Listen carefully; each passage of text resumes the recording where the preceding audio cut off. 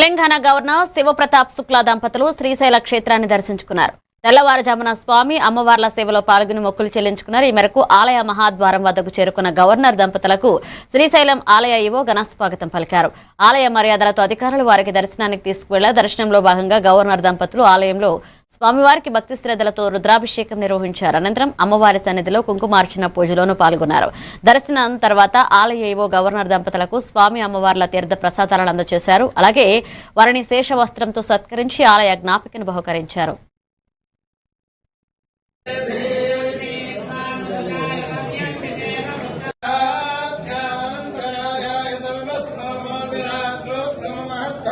सर्वस्य